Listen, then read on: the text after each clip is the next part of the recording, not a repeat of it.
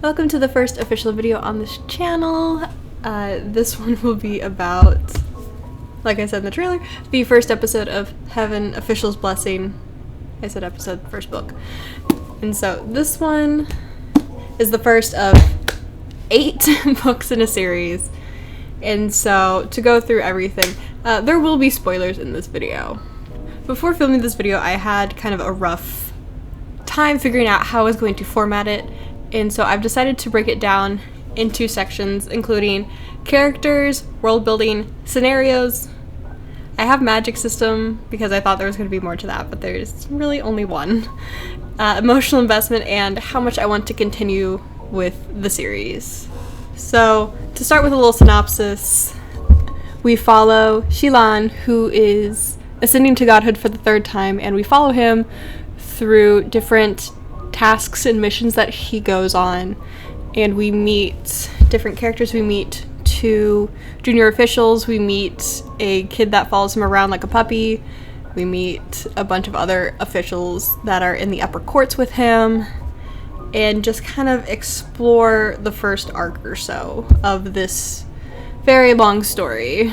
So the first part was a bit rough to start. You get a prologue talking about his ascension and coming back, and you don't know a whole lot about him to begin with, so it's really hard to connect with 𝕬𝕨 as a character at first. And it's not until I got probably about halfway through book 1 that I really started to feel for him.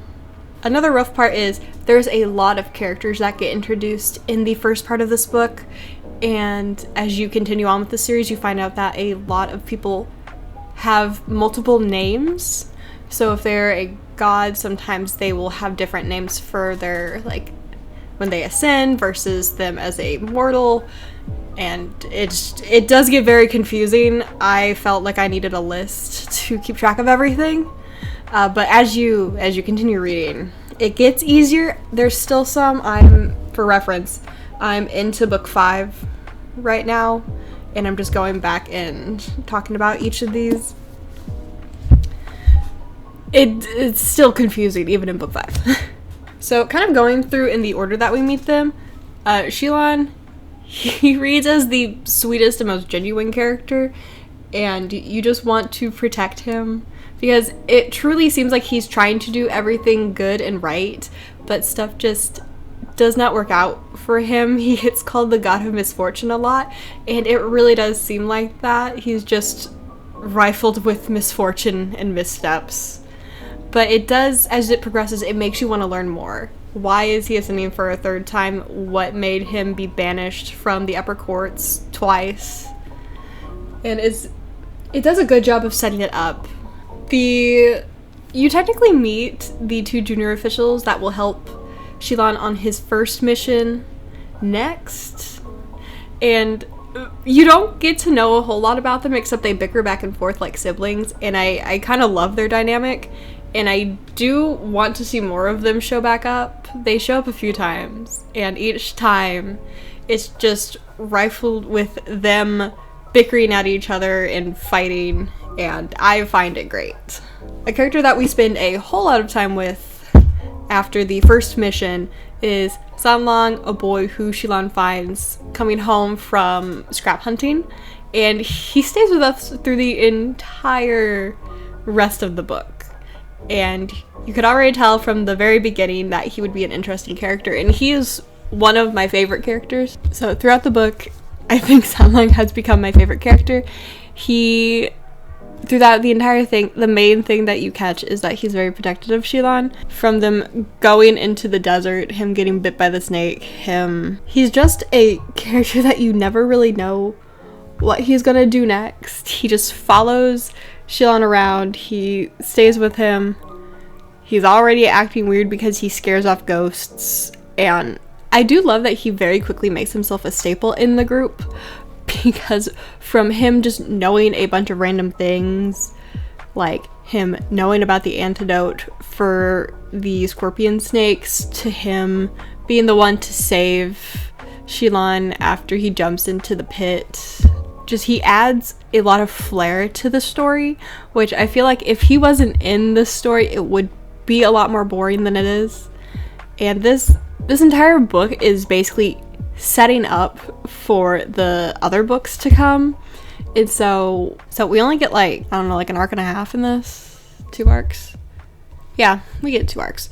And so these are definitely arcs that are meant to set up the story, with the first one being you figure out who 𝕬𝕠𝕣 is due to Xuanji taking all of these brides and killing them off because she's a jealous ex-lover, which, by the way, hate Pei.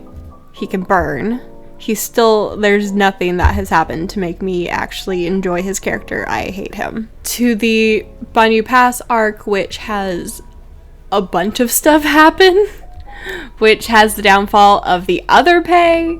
You get to see Sanlang really kind of show who he is. You get just a bunch of crazy stuff. You get the introduction of the Windmaster. And so I think this book does a really great job of setting up for the future. But the problem is, until like the Banyu Pass arc, I didn't really find myself invested in it. And so it was really hard for me to really get through that first half. But once I got through it, it was good. Like, once you get to the Banyu Pass arc, like, you get the interaction with Xilan and Sanlang. You get these kind of slice of life moments in between, and especially after they go on these missions, and the little slice of life parts are probably my favorite. I didn't expect going into a book about gods and them going on missions to save the mortal realm and stuff like that. I wasn't expecting little bits of slice of life. So it does seem like you go, you do your mission, you come back, you get a rest, you get another mission, and go. But the way that it's paced is very nice. The pacing also just throughout this book is pretty good. So even in my notes, this book has the shortest amount of notes because it's a lot of just setting up. So yes, there's a lot to talk about, but there's also not a whole lot to talk about because it's summarized so quickly. Like, we get a bunch of information. We get to know the 4 calamities exist. We get to know that the green ghost is lesser. He's not a supreme rank ghost. He's like, you know that from the setting up of this book and his character that he will show up later, but it's not until he shows up in a later book that it gets good for that part. It's stuff like that. I even have in my notes that world building. There's 3 realms, but we don't get a whole lot of knowledge about it. We know that they exist. We know that there's the Ascended, the Godhood people with their upper and middle court. There's the mortal realm where the humans are, and then there's a ghost realm, but we don't know basically anything about the ghost realm right now. We don't know if you have to like descend to get it, since you have to ascend to godhood. Like, there's so many questions. Is there access for other people to get there? Like, this book, it sets up a lot of things, but it also leaves me with a bunch of questions. One of my notes is, how do you ascend? And obviously you can ascend multiple times.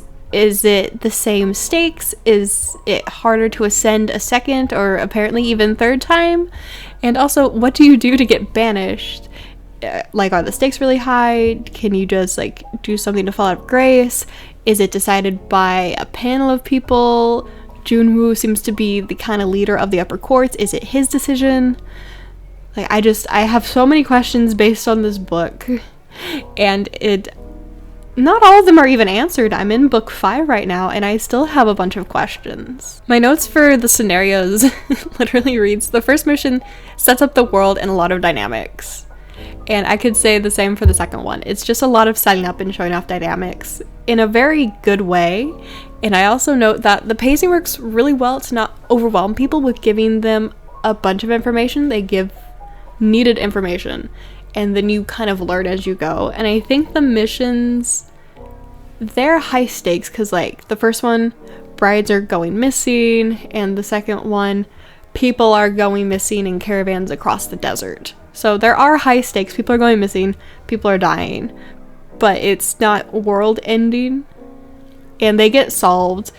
It's not like it's not gonna get solved, but the pacing of both of these arcs goes really well to develop how the world is and how the gods serve the humans. And I think that it just does a very wonderful job at pacing it for people that way, because I never felt overwhelmed except for putting names to people, and that was literally the only thing that I really felt overwhelmed with. Everything else felt very smooth and very appropriately paced. I do have one slot for magic system as just a generic thing for it, and how many followers or prayers does a god need to hold power? So throughout it, 𝕬𝕨 has basically no heavenly power, but other gods obviously do. They have shrines, they have worshippers that go and pray, they give offerings, so they hold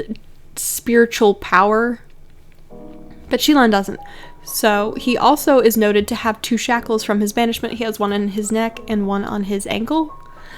And are those keeping him from having his own power? Is it strictly just he has no worshippers?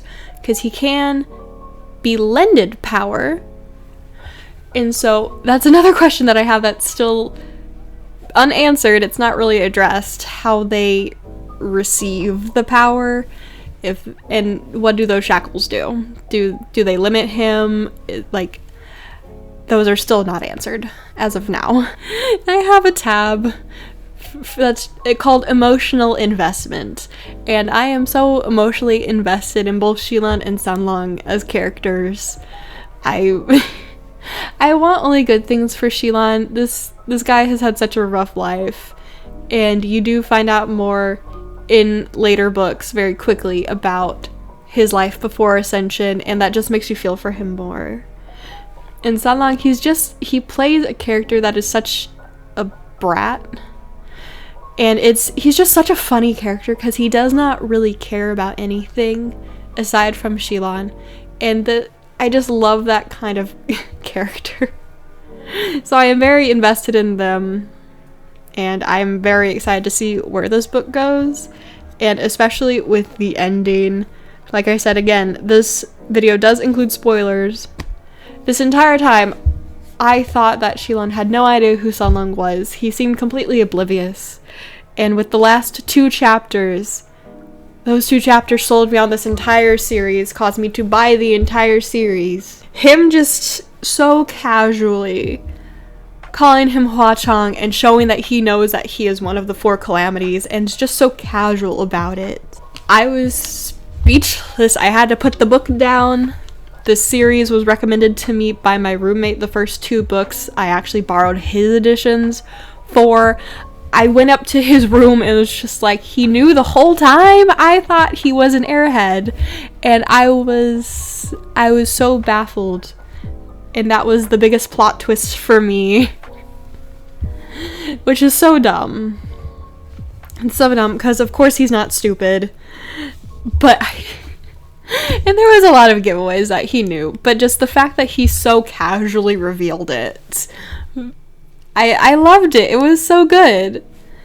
And the final chapter, to where he just leaves him a ring, and just leaves. He just leaves him.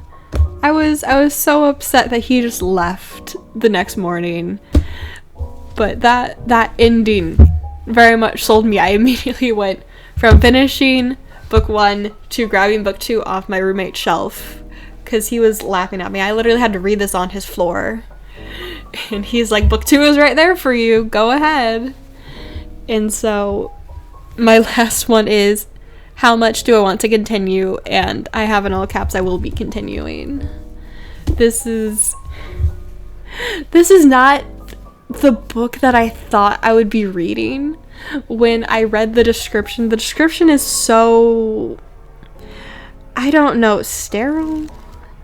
I was not expecting a comedic mission slice of life mix with all these characters that have such interesting relations with each other, because it does seem like each character has a connection with others, and that changes how they interact with people, and that's shown even more throughout the later books. And I love that this seems like a full fleshed out world. So these are my notes that I took when reading book 1. I will go ahead and film other ones, because I did take notes for all the books that I have read in this series so far. So those will be up hopefully soon after this one. So that is all. If you enjoyed this video, give it a like. If you have thoughts of your own, drop them in the comments. I love to read other people's thoughts on content that I've taken in and see if they agree with me, see if I missed something.